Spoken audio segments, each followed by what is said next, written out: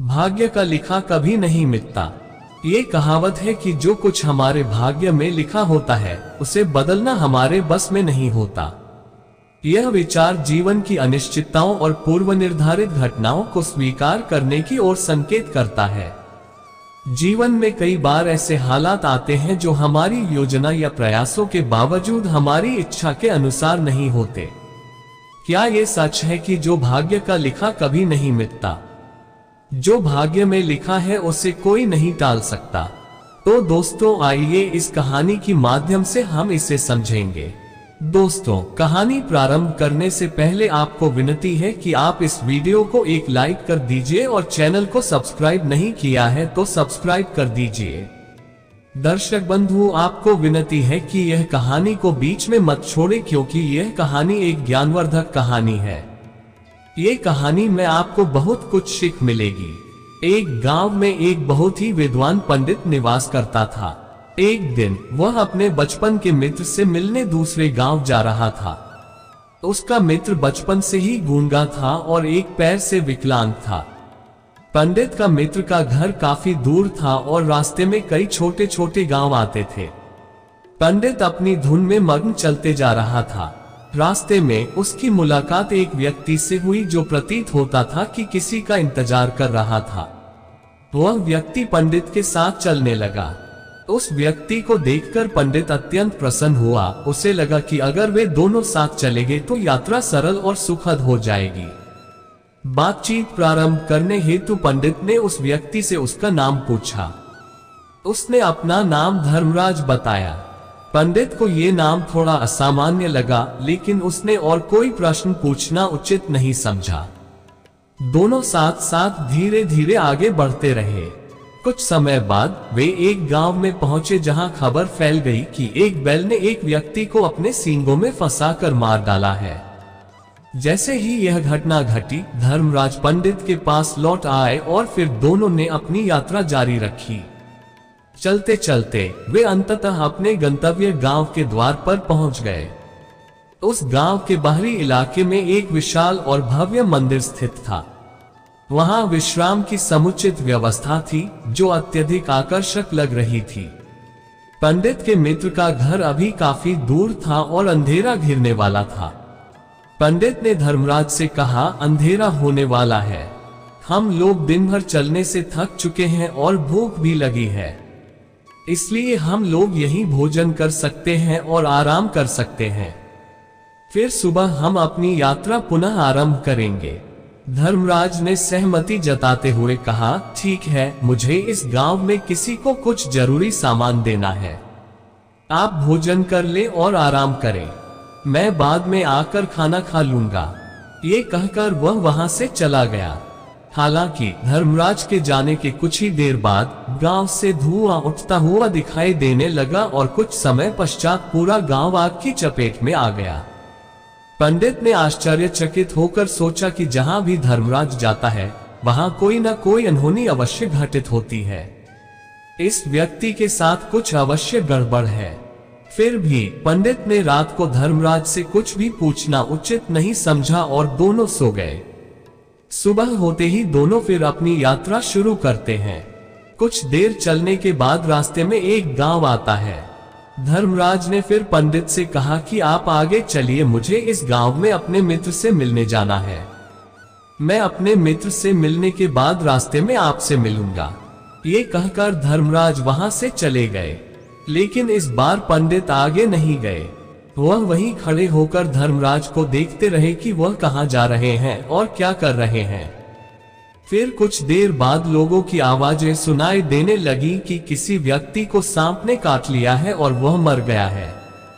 उसी समय धर्मराज फिर पंडित के पास पहुंचे, लेकिन इस बार पंडित से रहा नहीं गया और उन्होंने धर्मराज से पूछ लिया कि आप जिस भी गांव में जाते हैं वहां कोई न कोई अप्रिय घटना जरूर घटती है। क्या आप बता सकते हैं कि ऐसा क्यों हो रहा है? धर्मराज बोले, पंडित जी, आप मुझे बहुत ज्ञानी लगे। यदि तुम अपना परिचय ठीक से दोगे तो मेरे लिए आसानी हो जाएगी। तब धर्मराज ने उत्तर दिया कि मैं यमदूत हूँ और यमराज के आदेश पर उन लोगों के प्राण ले जाता हूँ जिनकी आयु पूरी हो चुकी होती है। हालांकि पंडित को इस बात का पहले से ही संदेह था, लेकिन धर्मराज के मुंह से ये शब्द सुनकर वह डर गया। लेकिन उसने हिम्मत जुटाई और पूछा कि यदि तुम सच में यमदूत हो तो बताओ अगली मृत्यु किसकी है। धर्मराज ने उत्तर दिया कि अगली मृत्यु तुम्हारे मित्र की है जिससे तुम मिलने वाले हो, और उसकी मृत्यु का कारण भी तुम ही बनोगे। ये सुनकर पंडित डर गया और सोचने लगा कि यदि यह धर्मराज सच में यमदूत है तो इसकी बातें भी सत्य होंगी और इसकी वजह से मेरे बचपन के सबसे अच्छे दोस्त की मृत्यु हो जाएगी। इसलिए सबसे अच्छा यही होगा कि मैं अपने दोस्त से मिलने न जाऊं। कम से कम मैं उसकी मौत का कारण तो नहीं बनूंगा। धर्मराज ने मुस्कुराते हुए कहा, मैं जानता हूं तुम क्या सोच रहे हो, लेकिन तुम्हारा अपने मित्र से न मिलना तुम्हारा भाग्य नहीं बदलेगा। तुम्हारे मित्र की मृत्यु निश्चित है और अगले कुछ ही पलों में होने वाली है। महाकाल के मुख से ऐसी बातें सुनकर पंडित हैरान रह गया, क्योंकि महाकाल ने पंडित के मन की बात पढ़ ली थी, जो एक सामान्य व्यक्ति के लिए संभव नहीं है। अब पंडित को यकीन हो गया कि ये धर्मराज वाकई यमदूत हैं। जब पंडित को पूरी तरह से यकीन हो गया कि धर्मराज जी यमदूत हैं, तो वह डर गया। वह अपने मित्र की मौत का कारण नहीं बनना चाहता था, इसलिए वह वापस मुड़ा और अपने गांव वापस जाने लगा। लेकिन जैसे ही पंडित वापस जाने के लिए मुड़ा तो उसने देखा कि उसका मित्र तेजी से उसकी तरफ आ रहा था, जो पंडित को देखकर काफी खुश लग रहा था। अपने मित्र के आने की गति देखकर पंडित को ऐसा लगा जैसे उसका मित्र बहुत देर से उसका पीछा कर रहा है, लेकिन वह बचपन से ही गूंगा था और एक पैर से लंगड़ा भी था, इसलिए वह न तो पंडित को पुकार कर रोक पा रहा था और न ही उस तक पहुंच पा रहा था, बल्कि जैसे ही वह पंडित के पास पहुंचा तो अचानक जमीन पर गिर पड़ा और तुरंत ही उसकी मृत्यु हो गई। पंडित स्तब्ध होकर धर्मराज की ओर देखने लगा, मानो पूछना चाहता हो कि क्या हुआ। धर्मराज ने पंडित के मन में उठ रहे प्रश्नों को समझ लिया और कहा, तुम्हारे मित्र ने तुम्हें पिछले गांव में देखा था और वह वहीं से तुम्हारा पीछा कर रहा था, लेकिन गूंगा और लंगड़ा होने के कारण वह तुम्हारे पास नहीं पहुंच सका। उसने पूरी ताकत से तुम्हारे पास पहुंचने की कोशिश की, लेकिन बुढ़ापे में बचपन जैसी ताकत नहीं रहती, इसलिए दिल का दौरा पड़ने से उसकी मृत्यु हो गई। क्योंकि वह तुमसे मिलने के लिए अपनी सीमाएं तोड़कर तुम्हारे पीछे दौड़ रहा था, इसलिए अपने मित्र की मौत का कारण तुम ही कहलाओगे। अब पंडित को पूरा यकीन हो गया था कि धर्मराज यमदूत हैं और उनका काम जीवों के प्राण हरना है। लेकिन पंडित बुद्धिमान व्यक्ति था, वह ये भी जानता था कि मृत्यु पर किसी का वश नहीं है, एक दिन सभी को मरना ही है। ये सोचकर उसने खुद पर काबू किया, लेकिन अचानक पंडित के मन में अपनी मृत्यु का विचार आया। इसीलिए उसने धर्मराज से पूछा कि जब मेरा मित्र मरने वाला था तो तुम शुरू से ही मेरे साथ क्यों चल रहे थे। ये प्रश्न सुनकर धर्मराज जोर से हंसे और बोले, मैं हर पल सबके साथ चलता हूँ, पर लोग मुझे पहचान नहीं पाते, क्योंकि लोगों के पास अपनी समस्याओं के अलावा किसी अन्य व्यक्ति, वस्तु या घटना के बारे में सोचने, समझने या देखने का समय ही नहीं है। पंडित ने कहा, क्या तुम मुझे बता सकते हो कि मेरी मृत्यु कब, कहां और कैसे होगी। महाकाल ने कहा, वैसे तो किसी भी सामान्य प्राणी को अपनी मृत्यु के बारे में जानना उचित नहीं है, क्योंकि कोई भी प्राणी या जानवर अपनी मृत्यु के बारे में जानकर बहुत दुखी हो जाता है। हालांकि तुम तो एक समझदार व्यक्ति लगते हो और जिस तरह तुमने अपने मित्र की मृत्यु को सहन किया है, उससे लगता है कि तुम्हें अपनी मृत्यु के बारे में जानकर भी दुख नहीं होगा। महाकाल ने कहा, तो सुनो, तुम्हारी मृत्यु आज से ठीक 6 महीने बाद इसी दिन किसी अन्य राज्य में फांसी से होगी, और सबसे आश्चर्य की बात तो ये होगी कि तुम स्वयं उस फांसी को खुशी खुशी स्वीकार कर लोगे। ये कहकर धर्मराज वहां से चले गए, क्योंकि अब धर्मराज के पास पंडित के साथ आगे बढ़ने का कोई कारण नहीं था। इसके बाद पंडित ने अपने मित्र के शव का अंतिम संस्कार किया और अपनी सामर्थ्य के अनुसार अंतिम संस्कार करके अपने गांव लौट आए। लेकिन कोई भी व्यक्ति कितना भी ज्ञानी क्यों न हो, अपनी मृत्यु के बारे में जानकर वह दुखी हो जाता है और मृत्यु से बचने का कोई न कोई उपाय भी खोजता है। तो पंडित ने वैसा ही किया, क्योंकि पंडित विद्वान था, इसलिए उस राज्य के राजा से उसकी जान पहचान थी। पंडित ने सोचा कि राजा के पास बहुत से ज्ञानी मंत्री हैं और वे मेरी मृत्यु से जुड़ी समस्या का कोई न कोई समाधान निकाल ही लेंगे। यह सब सोचते हुए पंडित राज दरबार में पहुंचता है और राजा को पूरी घटना बताता है। राजा ने मंत्रियों को पूरी समस्या बताई और उनसे सलाह मांगी। अंत में विचार विमर्श के बाद सभी ने कहा कि अगर पंडित सही है तो उसकी मृत्यु भी 6 महीने बाद होगी, लेकिन उसकी मृत्यु तभी होगी जब वह दूसरे राज्य में जाएगा। अगर वह दूसरे राज्य में नहीं जाता है तो उसकी मृत्यु नहीं होगी। राजा को भी मंत्रियों की यह सलाह सही लगी। इसके बाद पंडित के रहने का सारा प्रबंध महल में ही कर दिया गया और राजा की आज्ञा के बिना किसी को भी पंडित से मिलने की अनुमति नहीं थी। लेकिन पंडित कहीं भी जा सकता था ताकि पंडित को यह न लगे कि वह राजा की कैद में है। लेकिन पंडित खुद डर के कारण कहीं नहीं जाता था। धीरे धीरे कई महीने बीत गए और पंडित की मौत का समय करीब आने लगा और आखिरकार वह दिन आ गया जिस दिन पंडित को मरना था। इसलिए पंडित की मौत से पहले वाली रात पंडित डर के मारे जल्दी सो गया ताकि रात जल्दी बीत जाए और अगला दिन आ जाए ताकि उसकी मौत टल जाए। यही सोचकर वह जल्दी सो गया, लेकिन पंडित को नींद में चलने की बीमारी थी और उसे खुद भी अपनी इस बीमारी के बारे में पता नहीं था। तो फिर राजा, मंत्री या किसी डॉक्टर को इसके बारे में बताने का सवाल ही नहीं था। पंडित अपनी मौत को लेकर बहुत चिंतित था। वह पिछले कुछ दिनों से ठीक से सो नहीं पा रहा था और नींद में चलने की बीमारी भी तब होती है जब कोई व्यक्ति ठीक से सो नहीं पाता है। तो उस रात भी पंडित को नींद में चलने का दौरा पड़ा। वह उठकर महल से बाहर अस्तबल में चला गया। क्योंकि पंडित राजा का विशेष अतिथि था, इसलिए किसी भी पहरेदार ने उसे नहीं रोका और उससे किसी भी तरह का सवाल नहीं किया। अस्तबल में पहुंचकर वह सबसे तेज चलने वाले घोड़े की पीठ पर सवार होकर नींद में ही अपने राज्य की सीमा से बाहर दूसरे पड़ोसी राज्य में चला गया। इतना ही नहीं, वह दूसरे राज्य के राजा के महल में जा पहुंचा।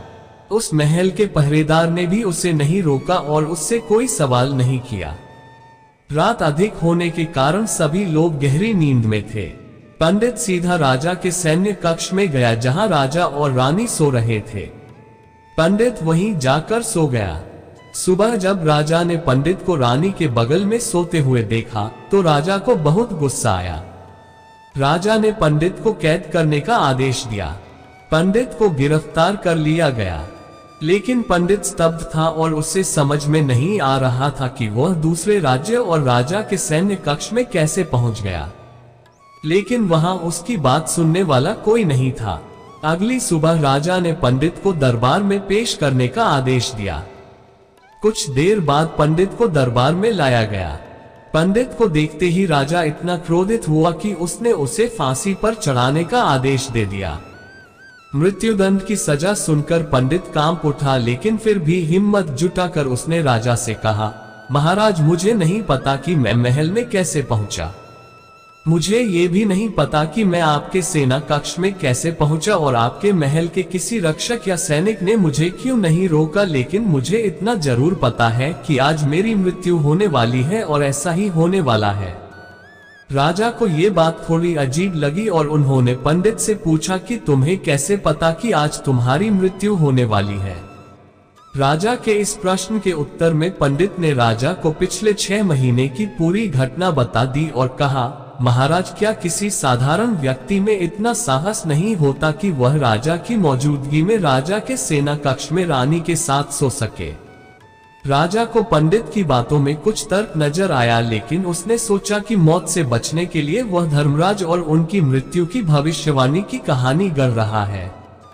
तो राजा ने पंडित से कहा कि यदि तुम जो कह रहे हो वह सत्य है और आज तुम्हारी मृत्यु का दिन है जैसा कि यमदूत धर्मराज ने तुमसे कहा था, तो आज मैं तुम्हारी मृत्यु का कारण नहीं बनूंगा। लेकिन यदि तुम जो कह रहे हो वह झूठ निकला तो निश्चित रूप से आज तुम्हारी मृत्यु का दिन होगा, क्योंकि जिस राज्य से पंडित आया था उस राज्य का राजा इस राजा का मित्र था। इसलिए इस राजा ने तुरंत अपने 2 सैनिकों को पड़ोसी राजा के पास भेजा और पंडित की बातों की सत्यता का प्रमाण मांगा। सैनिक शाम तक वापस लौट आए और उन्होंने राजा से कहा कि महाराज, पंडित जो कुछ भी कह रहा है वह सत्य है। पड़ोसी राज्य के राजा ने पिछले 6 महीनों से पंडित के अपने महल में रहने की सारी व्यवस्था कर रखी थी। पंडित राजा का विशेष अतिथि था। कल शाम को राजा ने पंडित से उसके कमरे में अंतिम बार मुलाकात की और उसके बाद वह इस राज्य में कैसे पहुंचा यह कोई नहीं जानता। इसीलिए उस राज्य के राजा के अनुसार पंडित को मृत्युदंड देना उचित नहीं है। लेकिन राजा के सामने एक समस्या थी, क्योंकि उसने पूरी बात जाने बिना ही पंडित को फांसी की सजा सुना दी थी। इसीलिए अगर पंडित को फांसी नहीं दी गई तो राजा के वचन का उल्लंघन होगा। लेकिन अगर राजा के वचन का सम्मान किया गया तो एक निर्दोष व्यक्ति बेवजह मर जाएगा। राजा ने अपने सभी मंत्रियों से इस संबंध में सुझाव मांगा। मंत्रियों ने राजा को सुझाव दिया कि महाराज, पंडित को कच्चे सूत के धागे से फांसी पर लटका दिया जाना चाहिए।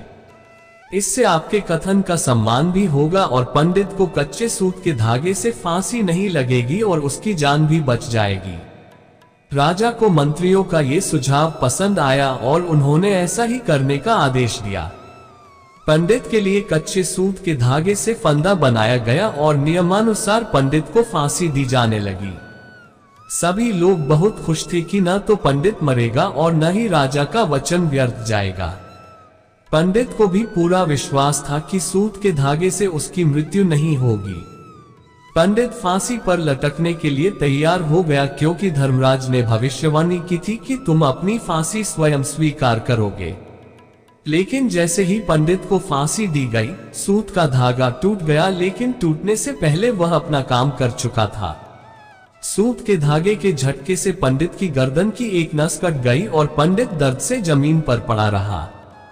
उस समय उसकी गर्दन से खून बह रहा था और कुछ ही देर में पंडित का शरीर पूरी तरह से स्थिर हो गया।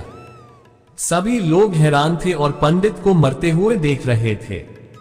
किसी को यकीन नहीं हो रहा था कि कच्चे सूत से भी कोई इंसान मर सकता है। लेकिन घटना घट चुकी थी। नियति ने अपना काम कर दिया था और धर्मराज की भविष्यवाणी सच हो चुकी थी। दोस्तों, श्रीमद् भागवत गीता में भगवान श्री कृष्ण ने कहा है कि जो होना है वो होकर रहेगा। हम चाहे कितनी भी सावधानी बरते या कितने भी उपाय करें, पूरी घटना और घटना की व्यवस्था पहले से ही तय होती है, जिसे हम थोड़ा भी नहीं बदल सकते। दोस्तों, शायद इसीलिए भगवान ने हमें भविष्य जानने की क्षमता नहीं दी है, ताकि हम अपने जीवन को बेहतर तरीके से जी सकें, और यही बात उस पंडित पर भी लागू होती है। अगर पंडित ने महाकाल से अपनी मृत्यु के बारे में नहीं पूछा होता तो वह 6 महीने तक राजा के महल में कैद होकर डर के साए में रहने के बजाय बेहतर जीवन जी रहा होता। तो मित्रों, हमें बताएं कि आपको ये कहानी कैसी लगी। कृपया अपने विचार कमेंट में साझा करें। यदि आपको यह वीडियो पसंद आया हो तो इसे लाइक करें, और यदि आपने हमारे चैनल को अभी तक सब्सक्राइब नहीं किया है तो कृपया सब्सक्राइब करें। इस वीडियो को अपने मित्रों के साथ भी साझा करें। हम फिर मिलेंगे अगले वीडियो में। कमेंट में जय श्री कृष्णा लिखना न भूलें। धन्यवाद। जय श्री कृष्णा।